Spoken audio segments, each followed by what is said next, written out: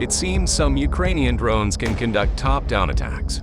Ukrainian workshops build more than 100,000 explosive first-person view drones every month for the Ukrainian military.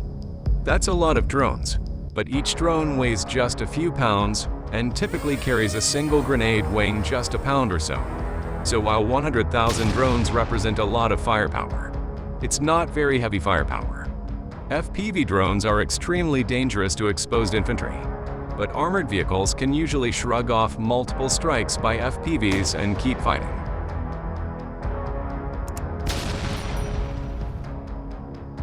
That appears to be changing, however.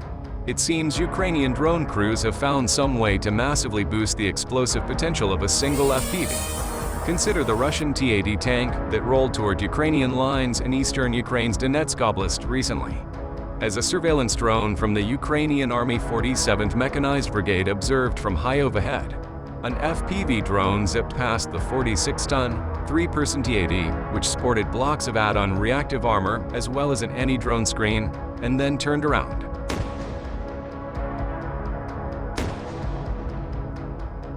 The quadcopter FPV barreled toward the T-80. Normally, an FPV strike on a tank would result in minor damage.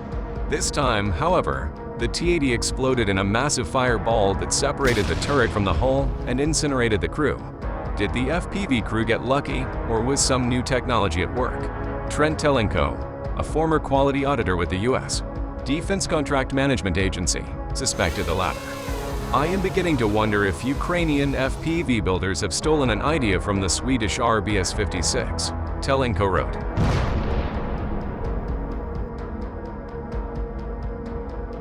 The RBS-56 is an anti-tank missile, designed by Swedish firm Bofors, that packs a 25-pound warhead, which, triggered by sensors on the missile's underside, explodes downward instead of forward. This top-down attack method targets the thin armor on a tank's topside. The FPV that blew up that T-80 appears to have pierced the tank's hull from above and struck its ammunition storage, triggering a devastating secondary explosion. Something so simple makes an FPV far more lethal, Telenko noted.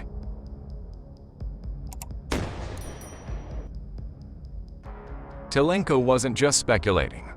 The Ukrainians have received potentially thousands of next-generation light anti-tank weapon missiles. The 28-pound Enlois, like the RBS-56, a Bofors product, and borrows the RBS-56's downward blasting warhead.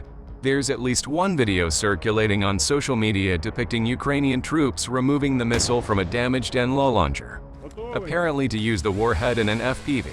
According to weapons historian Matthew Moss, that pairing an FPV with an Enlo warhead would be interesting, Moss mused.